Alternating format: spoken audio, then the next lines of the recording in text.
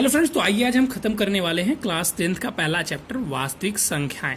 आपने इससे पहले बहुत सारे वीडियो देखे होंगे, लेकिन ये एक छोटा सा वीडियो जिसके थ्रू हम इस चैप्टर को कंप्लीट खत्म करने वाले हैं और साथ में इससे एग्जाम ओरिएंटेड जितने क्वेश्चन आने वाले हैं सारे करेंगे। आपके एक्सरसाइज के बारे में चर्चाएं करेंगे और साथ ही मैं गारंटी देता हूं कि इससे बाहर आपके एक भी क्वेश्चन नहीं आएंगे।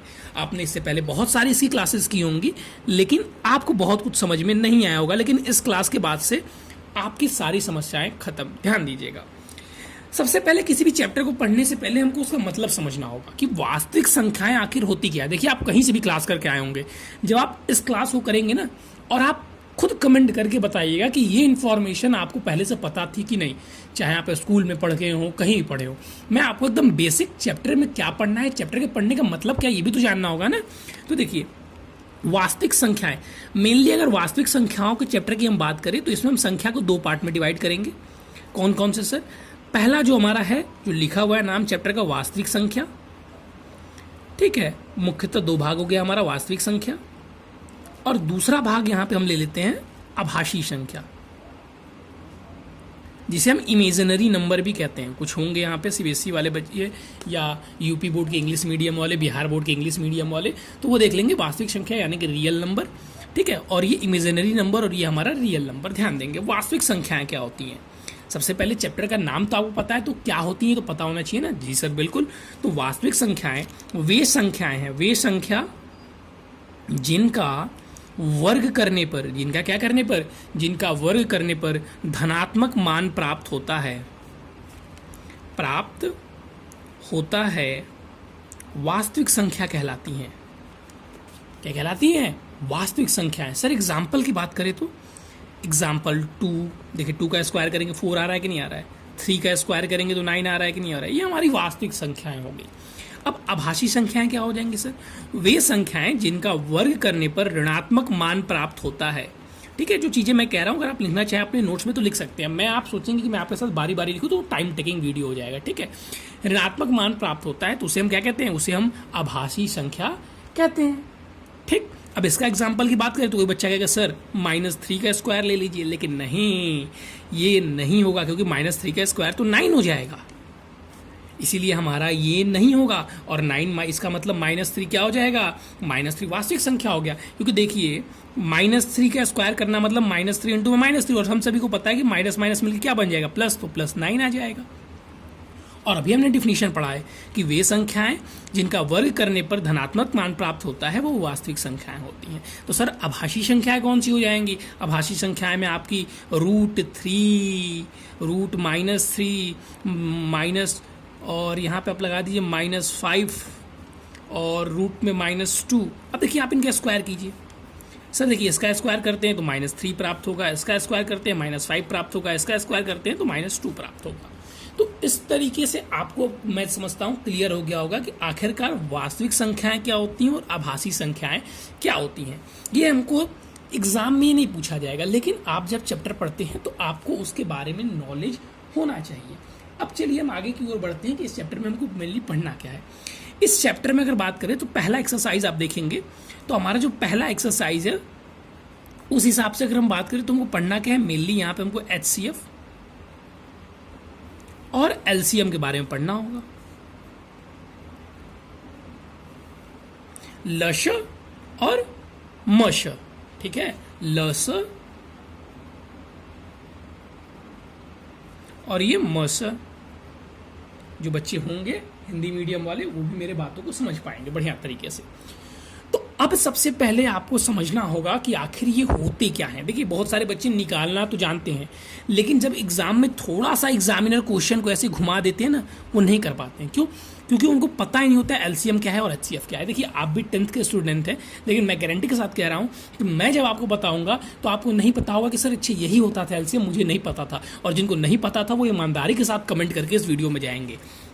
ध्यान दीजिएगा, जब भी पूछेंगे LCM क्या होता है तो कहोगे सर लघुत्तम समापवर्तक, और इंग्लिश वाले कहेंगे सर लोएस्ट कॉमन फैक्टर, और फिर इसमें पूछेंगे तो महत्तम समापवर्तक, सर हाईएस्ट कॉमन फैक्टर। अरे भाई, ये इसका जवाब थोड़ी दे, तो उसका फुल फॉर्म हो गया। आपसे पूछा जा रहा है कि ये होता क्या है। तो मेनली देखिए, ध्यान देना है कि जब भी HCF हम एचसीएफ किसके बारे में बात करते हैं? किसी भी 2 नंबर 3 नंबर जिसके भी बारे में बोले तो एचसीएफ का मतलब हो जाता है, एचसीएफ का मतलब हो जाता है सर वे संख्या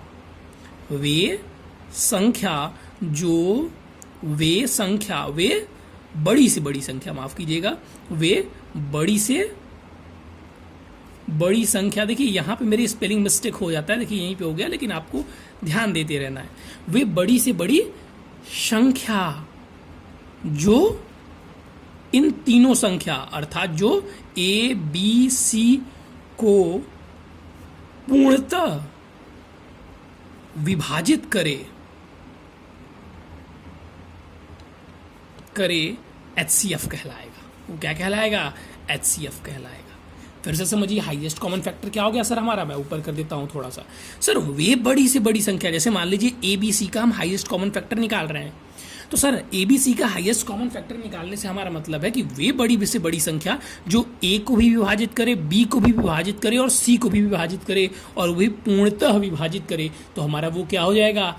HCF हो जाएगा। वो क्या हो जाएगा हमारा? HCF, यानी कि महत्तम समापवर्तक हो जाएगा। अब देखिए एलसीएम जस्ट उसका अपोजिट, जैसे मान लीजिए हमको ए बी और सी का क्या निकालना है? एलसीएम निकालना है। तो सर एलसीएम क्या हो जाएगा? एलसीएम में आपको मेनली ध्यान रखना है कि ये वे छोटी से छोटी संख्या, वे छोटी से छोटी संख्या, ठीक है, जिसमें जो, माफ कीजिएगा, वे छोटी से छोटी संख्या जो ए बी सी से पूर्णतः विभाजित हो। ध्यान से सुनिए जो बातें मैं बता रहा हूं, विभाजित हो। फिर से बात हम करेंगे, अभी यहां पे बातें खत्म नहीं हुई।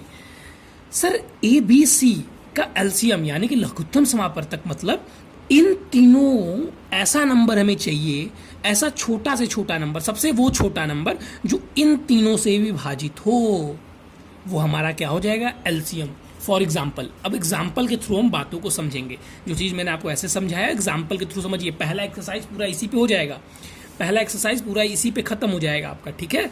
तो ध्यान दीजिएगा, इसीलिए इसको बढ़िया समझना बहुत जरूरी है, ताकि आपको बेसिक और एकदम, देखिए जब कॉन्सेप्ट क्लियर हो जाएगा ना, तो आप 100 के 100 सवाल कर पाएंगे, प्लस आपको कोई 500 और सवाल दे देगा तो आप कर पाएंगे। लेकिन कॉन्सेप्ट ही क्लियर नहीं, डायरेक्ट क्वेश्चन की ओर भागेंगे तो फिर काम गड़बड़ हो जाएगा।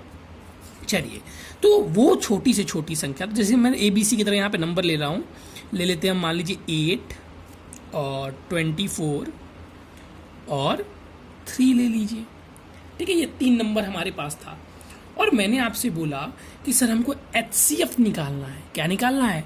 HCF निकालना है, ठीक? तो HCF हमको निकालना है। तो यहाँ पे हम सर देखते हैं, जो आप मेथड पढ़े हैं वो अभी मेथड की हम चर्चा करेंगे, लेकिन यहाँ पे बस आपको कॉमनली देखिए जो हम डिफिनीशन बताएं उससे आप कैसे निकाल सकते हैं। सर HCF मतलब वे बड़ी से बड़ी संख्या जो इन तीनों को भाग करे। सर 3 सबसे छोटा है तो इसी को ले लेते हैं, 3 से भाग करते हैं। सर ये डिवाइड हो गया, ये भी डिवाइड हो गया, लेकिन सर ये डिवाइड नहीं हो रहा है, यानी कि हमारा 3 HCF नहीं होगा।